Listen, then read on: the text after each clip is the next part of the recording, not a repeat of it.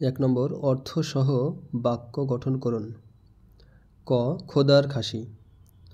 অর্থ হলো ভাবনা চিন্তাহীন। কাজকর্মের নামে ছাই, খাই দায় আর ঘুরে বেড়াই, একদম খোদার খাসি। খ, মিছরির ছুরি।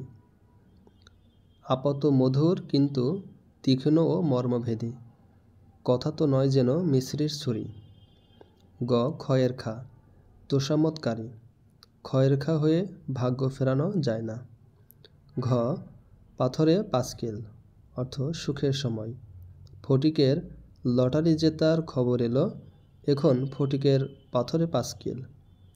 উ, কাক নিদ্রা। অগভীর সতর্ক নিদ্রা, এমন কাক নিদ্রা দিয়ে আর কাজ নেই। 2 নম্বর, উপযুক্ত শব্দ দিয়ে শূন্যস্থান পূরণ করে বাক্য অর্থপূর্ণ করুন।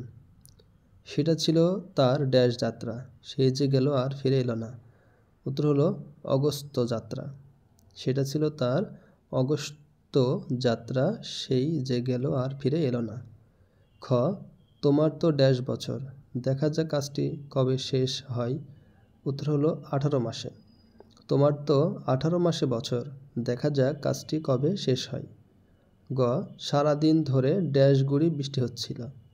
উত্তর হচ্ছে গুড়ি। সারাদিন ধরে গুড়ি গুড়ি বৃষ্টি হচ্ছিল।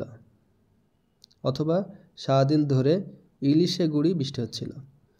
ঘ, তব ঘৃণা যেন তারে ড্যাশ দহে। উত্তর হলো তৃণসম। তব ঘৃণা যেন তারে তৃণসম দহে। উ, ড্যাশ বলদের মতো না চলে একটু নিজের বিদ্যা বুদ্ধি খাটাও। উত্তর হলো কলুর। কলুর বলদের মতো না চলে একটু নিজের বিদ্যা বুদ্ধি খাটাও। 3, নিম্নলিখিত গ্রন্থে রচয়িতার নাম লিখুন। উত্তর হচ্ছে মরুভাস্কর। উত্তর হলো কাজী নজরুল ইসলামের গ্রন্থ।